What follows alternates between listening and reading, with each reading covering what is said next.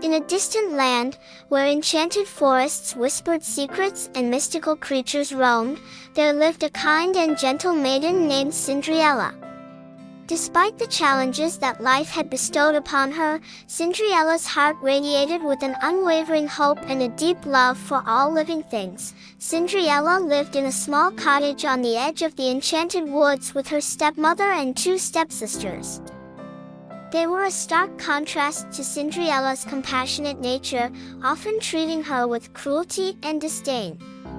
They would often dress in finery and attend extravagant gatherings, leaving Cinderella behind to tend to the household chores. One day, an invitation arrived at the cottage.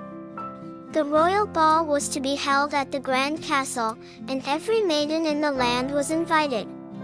Cinderella's stepsisters were overjoyed, and they spent days selecting the most exquisite gowns and jewelry. Cinderella, however, was left to mend her stepsisters' dresses and polish their shoes. As the night of the ball approached, Cinderella gazed longingly at the stars. "Oh, if only I could attend the ball," she whispered to the night sky, her heart heavy with longing. As if in response, a shimmering figure emerged from the shadows. It was her fairy godmother, a gentle and wise sorceress who had watched over her since childhood. With a wave of her wand, Cinderella's rags transformed into a dazzling gown, and her worn shoes turned into delicate glass slippers. "But remember, my dear," cautioned the fairy godmother, "this magic shall only last until the stroke of midnight. After that, all will return to its original state."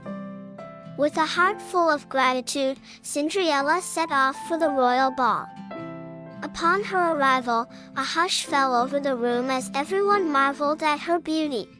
Even the prince himself was captivated by her grace and elegance. They danced the night away, lost in a world of enchantment. As the clock struck 11, Cinderella felt a pang of worry. She hurriedly excused herself and fled from the ballroom, leaving behind one of her glass slippers. The prince chased after her, but by the time he reached the entrance, she had vanished into the night. Determined to find the owner of the glass slipper, the prince embarked on a kingdom-wide search. He visited every maiden in the land, but none could fit the slipper. When he arrived at Cinderella's cottage, her stepsisters tried to squeeze their feet into the delicate shoe, but it was a futile effort.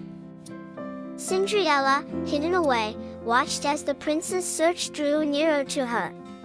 She couldn't let her stepmother and stepsisters see her, but she yearned to be reunited with the prince. Summoning her courage, she revealed herself, and the prince's eyes lit up with recognition. With a smile, Cinderella slipped on the glass slipper, and it fit perfectly. The prince knelt before her, and with a gentle touch, he placed a tender kiss upon her hand. "You are the one I have been searching for," he declared, and Cinderella's heart soared with joy. And so, Cinderella and the prince were married in a grand ceremony, and their love blossomed like the most beautiful flower in the enchanted woods.